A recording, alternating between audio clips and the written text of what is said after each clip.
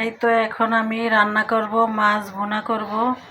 এই যে পেঁয়াজ, আদা, রসুন, জিরা, ধনিয়ার পেস্ট করে নিয়েছি। মাছ ভুনার ভিতরে আমি আম দেব, কাঁচা আম। মাছটা আমি ভেজে রেখেছি।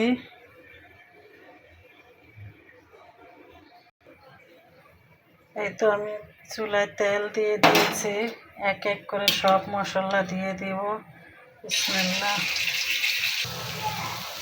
এই তো মশলা সুন্দর করে তেলের উপরে ভাজা ভাজা করা হয়েছে। অনেকখানি পানি দিয়েছিলাম, পানিটা শুকিয়ে একদম ভাজা ভাজা হয়ে গেছে। এবার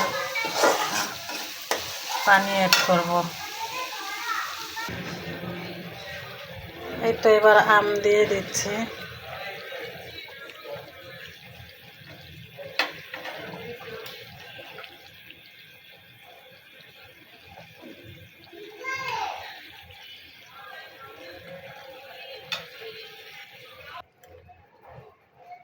এই তো অলরেডি মাছ রান্না করা শেষ। আম দিয়ে রান্না করলাম মাছ। দেখুন কি সুন্দর একটা কালার এসছে।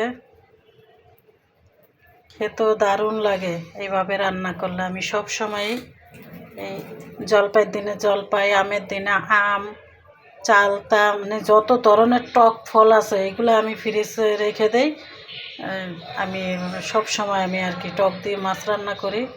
এটা ওর আব্বুও পছন্দ করে, আমরাও পছন্দ করি। আজকের মতো এখানে বিদায় নিচ্ছি। আল্লাহ হাফেজ। সবাই ভালো থাকবেন, আমাদের জন্য দোয়া করবেন। আল্লাহ হাফেজ।